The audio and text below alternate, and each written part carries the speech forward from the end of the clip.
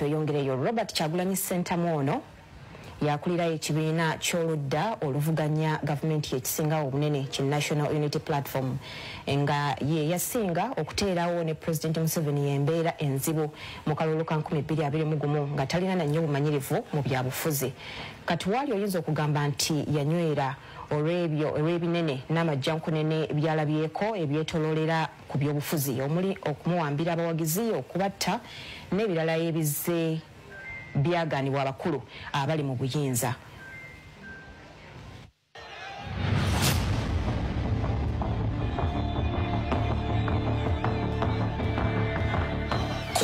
August 2018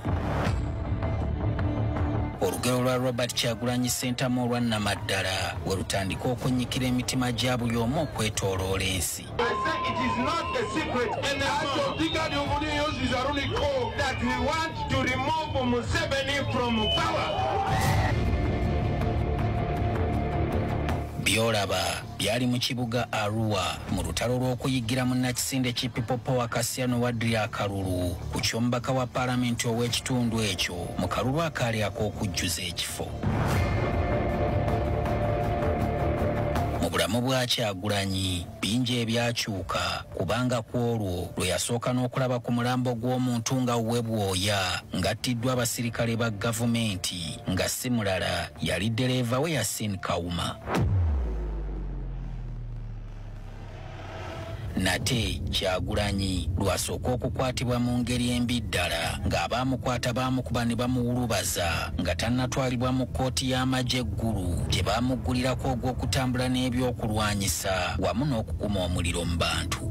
Gye byaggweera ng'ono ayimbuddwa okutwalibwa mu ggwanga lya Amerika okufuna obujjanjabi obukirawo olw'obuvune obw'amaanyi abaamukwata bwe baamutuusaako. Ekyalabibwa ng'akabonero ak'okumupondoosa mwana wattu baalinga abakumya omuliro mu kyoto ekizimedde kubanga Kyagulanyi yabumbujja bubumbujja n'atuuka n'okulangirira nga bw'agenda okwaŋŋanga Pulezidenti Yoweri Museveni mu kalulu k'omwaka 2021. Nze Kyagulanyi Ssentamu ndi mweteefuteefu okubakulembera mwenna baganda baffe abaagala enkyukakyuka okwambalagana ne Museveni mu mwaka 2021. Ono we yajjira abavubuka bangi baalinga abaamulindirira edda ne bamusimba emabega era n'abo abaali batamanyi ku byakulonda kiri awo beewandiisa okusobola okwetaba mu kalulu ako. Ebyava mu kuyigga akalulu ako tebirojjeka kubanga nga 18 Novemba 2020 Kyagulanyi yakwatibwa ab'ebyokwerinda mu disitulikiti y'Eruuka ne bamuggalira ku poliisi y'e Nalufenya mu disitulikiti y'e Jinja nga bamuvunaana ogw'okunyooma ebiragiro ebyayisibwa ku kirwadde ki COVID-19 ekyali kikkiriza munnabyabufuzi okusisinkana abantu 200 bokka.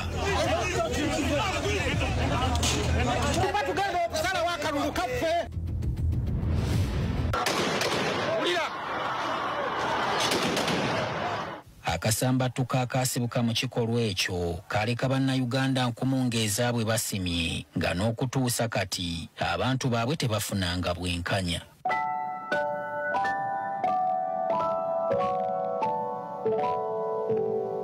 Ekyamala eggobe mu kibya gwali mwezi gwa Desemba ttiimu ye yonna gye yali atambula nayo okukuyega bwe yayoolebwa amagye ku kizinga Kalangala gye baali bagenze okukuyega abalonzi. Bobi Wine nga bw'atera okuyitibwa ennyo akalulu ako yafunvubira era obululu baabumuyira ne busukka ne mu bukadde 3,600 kyokka era Museveni bwe baali baatika yamukira ekintu Bobi Wine kye yawakanya n'addukira ne mu kkooti esazeemu obuwanguzi bw'omukulu ono. Kyokka waayita mbale eby'omusango Bobi Wine n'abijjamu enta ng'alumiriza nti gye yali addukidde yali tayinza kusiŋŋaanayo bwenkanya yadde n'eddakiika emu. Okuva akalulu ako lwe kaggwa bannakibiina ki Nuupu bangi bazze bawambibwa ab'ebyokwerinda nga waliwo n'abatamanyiddwako mayitire abalala baakomawo babatulugunyizza ebitagambika n'abandi okussibwako emisango bannaabwe gye bayita emijweteke ti nga byonna bikolebwa ku nafu ya kibiina ki Nuupu n'okumala Kyagulanyi amamiima Namanfudu ge yamala ggoonya. obulamu bwa Kyagulanyi okuva lwe yeesogga paalamenti mu 2017 okukiikirira abantu b'e Kyaddondo East bwali bukuŋŋaanyizibwa ku butambi oluvannyuma obwakolebwamu emboozi kyenyumya oba documentary ezeewangula engula ezitali zimu. Kkiriza nneme kukulekulira nga sikutegeezezza nti gwe nnyumyako mutabani wa Jackson Wellington Sentamu ne Margaret Nalunkuuma nga ku nsi baamussaako nga 12 Ogwokubiri 1982 mu bitundu by'enkozi eyo mu disitulikiti y'e Mpigi.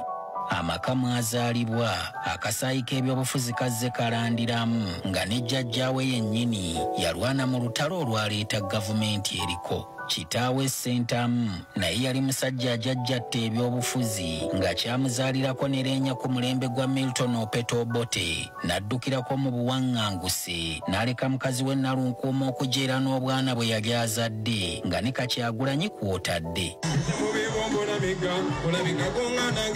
Kyokka nga bw'atera okwenyumyako nti ye Mwagulanyi ddala ensi yayagulana Bwagulanyi okumalako nayo naddala mu by'emisomo wabula nga Katonda kyaterekera omunaku bwe kitatera kuvunda yalwadde akinaakufundikira mu 2003 ng'akoonodde dipulooma mu by'okuyimba amazina ne katemba ku ssettendekero Makerere.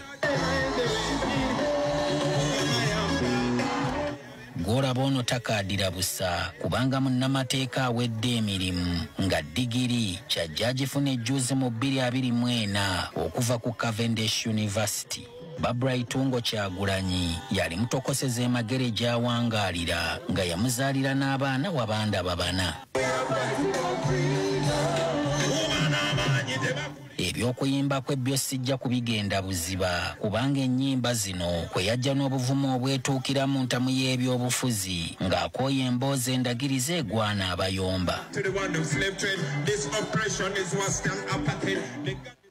Solomon Kaweesa, NTV. Mbasaba tube mu ggwanga etto naye nga tulowooza ng'abakulu twewale n'okuyiga obuyisa bw'abo abafuzi abajjudde omululu tutome n'empenda empya ezikuza eggwanga erijjudde amala.